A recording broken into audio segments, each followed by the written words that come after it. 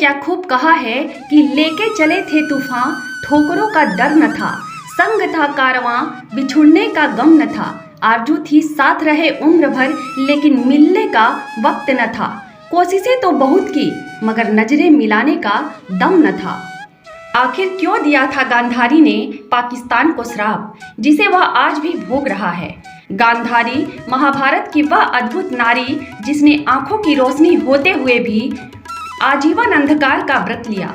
उसने केवल अपने पति धृतराष्ट्र के अंधेपन को साझा नहीं किया, बल्कि युगों तक चलने वाली स्त्री शक्ति, त्याग और सहनशीलता की मूर्ति बन गई थी।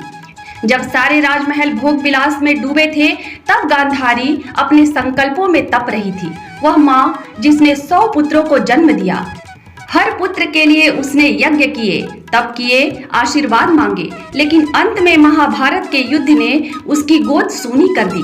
कुरुक्षेत्र की रक्त रंजित धरती पर जब गांधारी ने अपने पुत्रों की लाशें देखी, तब एक माँ नहीं टूटी, बल्कि एक सन्यस्त्र अग्नि जाग उठी। युद्ध के बाद जब श्री कृष्ण उसके समक्ष आए, तो गांधारी ने अपने भीतर की सारी तपस्या को शब्दों में उतार दिया। आंखों पर पट्टी थी, लेकिन हृदय पूर्ण रूप से जागृत था। उसने कांपते स्वर में कहा, हे वासुदेव, तू तो ईश्वर है, तू यह सब रोक सकता था, लेकिन तूने कुछ नहीं किया। तू मुस्कुराता रहा, मेरा समूचा कुल समाप्त हो गया। तूने अधर्म को देखा, समझा और फिर भी मौन रहा। इसलिए अब मैं तुझे और उस भूमि को श्राप देती हूँ जहाँ तुमने अपनी लीला की। वो भूमि जो गांधारी के पूर्वजों की थी, गांधार, वही भूमि जो आज पाकिस्तान के नाम से जानी जाती है। गांधारी ने उस क्षण केवल कृष्ण को नहीं श्रापित किया था, उसने उस पवित्र भूमि को भी श्राप दिया था जो कभी तपस्वियों की भूमि थी, पर अब युद्ध और कटुता का बीज बन चुकी थी। दोस्तों, आज हम इस रहस्य को पूरे विस्तार से जानेंगे कि आखिर क्यों दिया था गांधारी ने पाकिस्तान को श्राप, जिसे वह आज भी भोग रहा है। यह कथा उस क्षण से आरंभ होती है जब महाभारत युद्ध समाप्त हो चुका था। कुरुक्षेत्र की भूमि पर केवल विनाश और पीड़ा का साम्राज्य था। हजारों शव बिखरे पड़े थे, आकाश में गिद्ध मंडरा रहे थे और धरती पर माताओं की चीखें गूंज रही थी। इसी रक्त रंजित भूमि पर एक स्त्री खड़ी थी, गांधारी। उसकी आंखों पर वर्षों पुरानी पट्टी बंधी थी, परंतु आज वह पट्टी उसके हृदय पर भी बंध चुकी थी। 100 पुत्रों की जननी गांधारी उस पीड़ा से तप रही थी जिसे कोई शब्द बयान नहीं कर सकते। उसने अपने जीवन में हर बार मौन को चुना था, जब धृतराष्ट्र ने अन्याय किया तब भी, जब दुर्योधन ने अधर्म का मार्ग अपनाया तब भी, लेकिन आज वह मौन टूट गया था।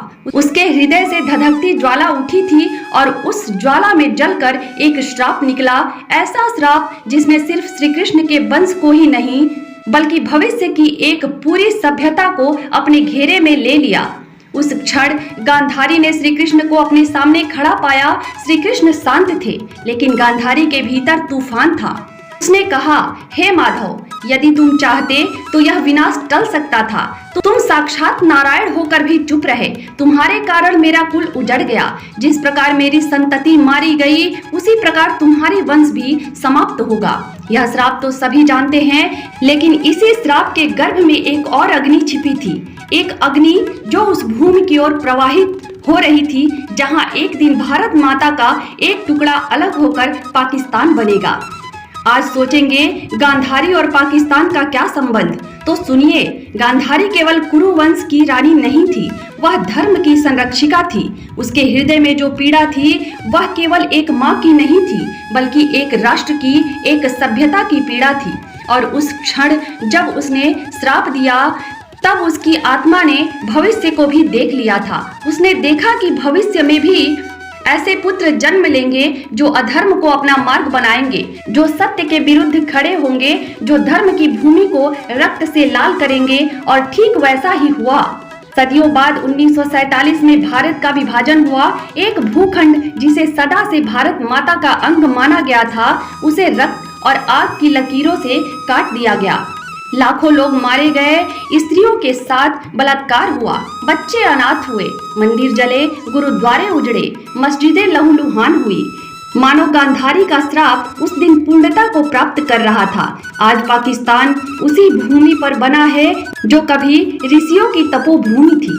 तक्षशिला जहां ज्ञान की गंगा बहती थी, वहीं तक्षशिला अब हथियारों की प्रयोगशाला बन चुकी है।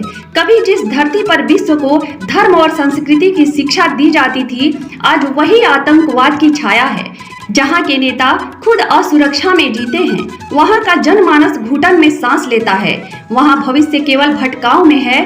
क्या यह सब संयोग है? नहीं, यह उस अधर्म की परिणति है जिसे गांधारी ने अपने जीवन में सहा और अंत में ब्रह्मांड को सौंप दिया।